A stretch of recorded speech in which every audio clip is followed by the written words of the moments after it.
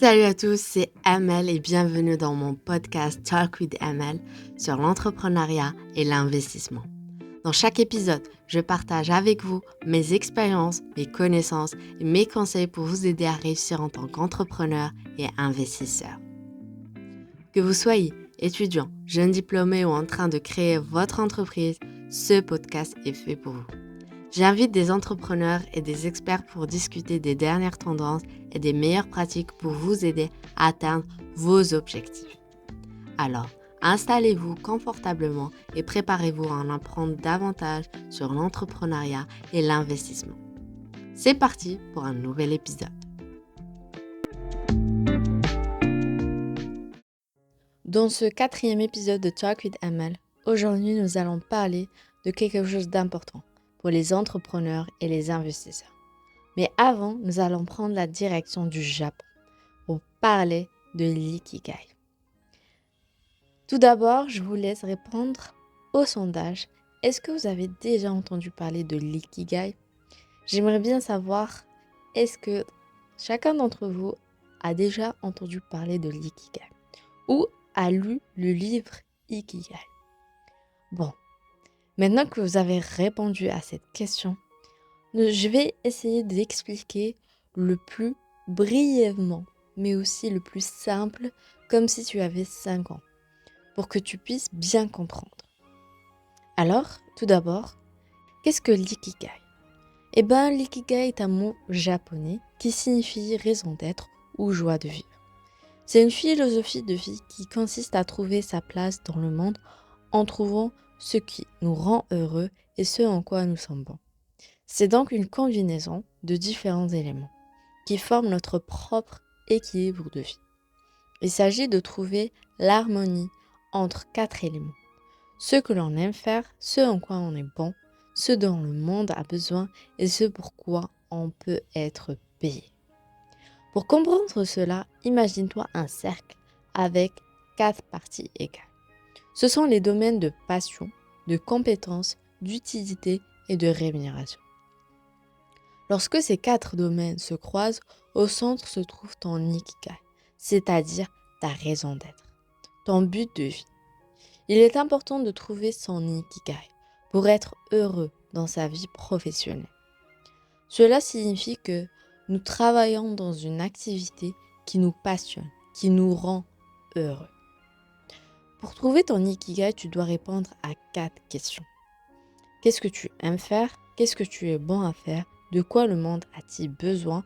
Pourquoi peux-tu être payé ? L'ikigai, c'est le point de rencontre entre ces choses. C'est comme un puzzle. À chaque pièce représente ce que tu aimes faire, ce que tu es bon en faisant et ce qui est important pour toi. Ce qui peut aider les autres ou le monde autour de toi. Par exemple, si tu adores dessiner et que tu es très doué en art, tu pourrais utiliser ces compétences pour aider les autres. Peut-être que tu pourrais dessiner des cartes pour les personnes qui ont des problèmes de vue ou créer des dessins pour les enfants qui sont malades à l'hôpital. En faisant cela, tu pourrais te sentir très heureux et accompli, car tu fais ce que tu aimes tout en aidant les autres. L'ikigai est donc un outil pour t'aider à découvrir ce que tu aimes faire, ce en quoi tu es doué, ce qui est important pour toi et comment tu peux utiliser ces choses pour faire une différence dans le monde. Cela peut t'aider à trouver ta passion et à créer une vie plus heureuse et plus épanouissante. Par exemple, imagine que tu adores jouer au football, que tu es très doué pour ça, que tu remarques que beaucoup de gens ont besoin de se mettre en forme et que tu peux être payé pour enseigner des cours de football. Ton ikigai pourrait être de devenir coach de football. Pour te donner un autre exemple, je vais te raconter comment j'ai trouvé mon ikigai. J'ai toujours été passionnée par la cuisine et la nutrition. J'ai également étudié l'ingénierie Big Data et j'ai travaillé en alternance dans une entreprise de développement de logiciels. Mais quelque chose manquait dans ma vie professionnelle. En 2022, j'ai décidé de lancer ma propre entreprise de produits alimentaires, ce qui correspondait à mes passions, à mes compétences. Mais j'ai également découvert l'investissement et le développement personnel qui sont utiles pour les autres et qui peuvent me permettre de gagner ma vie. En trouvant cet équilibre, j'ai trouvé mon Ikigai. Vous allez me dire pourquoi l'Ikigai est important dans l'entrepreneuriat et l'investissement. L'ikigai est important parce que si tu sais ce que tu aimes faire, ce que tu es bon à faire, ce dont les gens ont besoin que tu fasses et que tu peux être payé pour faire, alors tu peux trouver un métier qui te convient vraiment. Et cela peut te rendre très heureux et épanoui. Dans l'entrepreneuriat, il est important de trouver ton Ikigai pour créer une entreprise qui reflète qui tu es et ce que tu aimes faire. Et dans l'investissement, il est important de comprendre tes valeurs et ce qui est important pour toi pour investir dans des entreprises qui correspondent à tes idéaux. Donc, tu l'as compris. Maintenant, tu sais ce qu'est l'ikigai. C'est un peu comme trouver ta passion et ton but dans la vie. C'est important de chercher ton ikigai et de le trouver car cela peut te rendre heureux et te donner un sens à ta vie. Pour trouver son ikigai, il faut être à l'écoute de soi-même et être prêt à explorer de nouvelles expériences et de nouvelles opportunités.